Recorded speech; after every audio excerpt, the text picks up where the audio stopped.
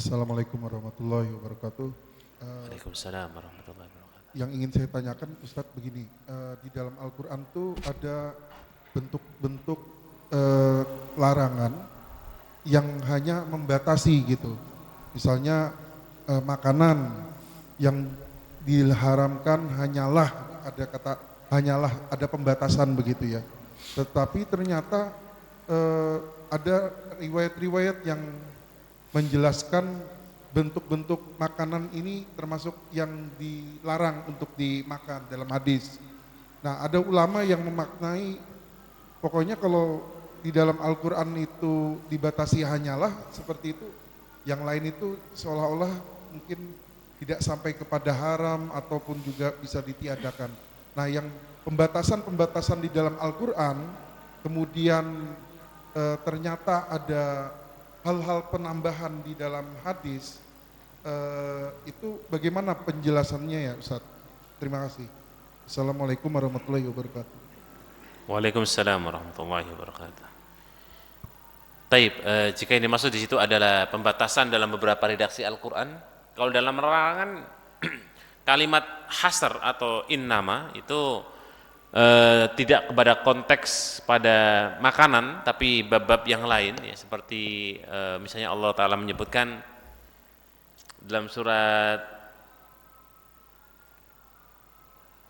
innama yakhshallaha min ibadil ulama misalnya, hanyalah gitu ya, orang yang punya rasa takut kepada Allah, mereka orang-orang yang disebut ulama atau orang yang berilmu. Ada kalimat pembatasan.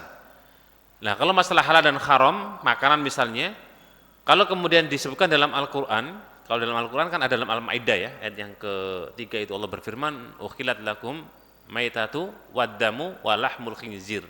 Jadi Allah menyebut sesuatu yang dilarang seperti bangkai, kemudian darah, kemudian khinzir, babi.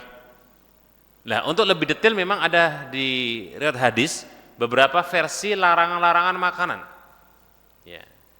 Sehingga bagaimana kita mengkompromikan beberapa referensi hadis atau hadis-hadis ataupun Al-Quran yang menyebutkan tentang makanan kalau nggak ada di Al-Quran. Ya.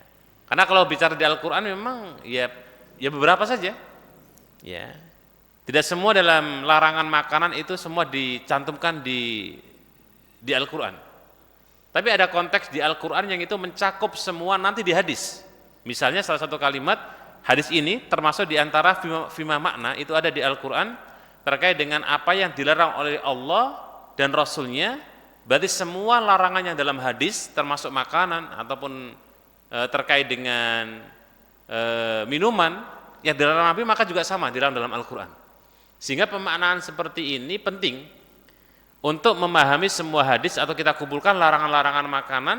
Kalau dilarang ya udah kita hukumnya sama dengan Al-Quran.